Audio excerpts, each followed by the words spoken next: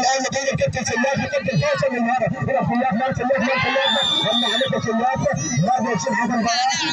حكم المباراه هناك اثاره وهناك حماس وهناك تشويق الحكم المتعلق مع الجيش اللي كانت من الكره خطيره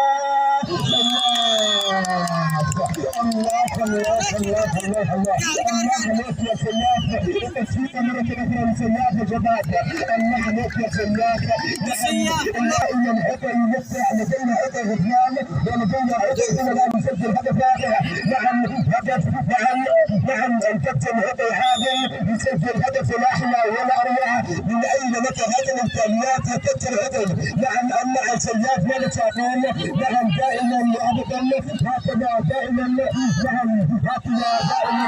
الله انت ربك الله عليك يا حميد التصفيق لفنان شباب حميد شحنتها حميد يمنعها حميد خلصها اللي يريد ان يذكر مباراه ريال مدريد هي الان امامك ثلاثي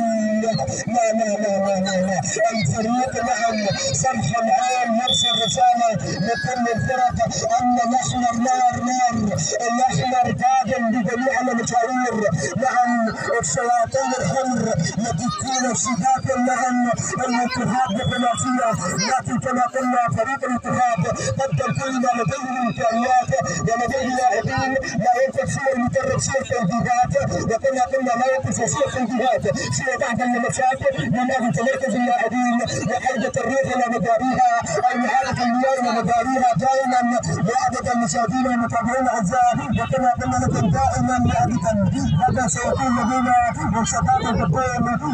وشباب الحبيب هكذا دائما مشاهدينا المتابعين والقادرين ان شاء الله غدا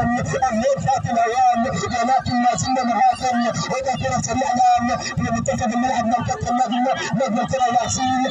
الكره معاه مره اخرى الكره تسعى الله تبارك تشويق وهذا دائما وابدا هكذا دائما مشاهدينا متابعين اعزائنا كما قلنا لكم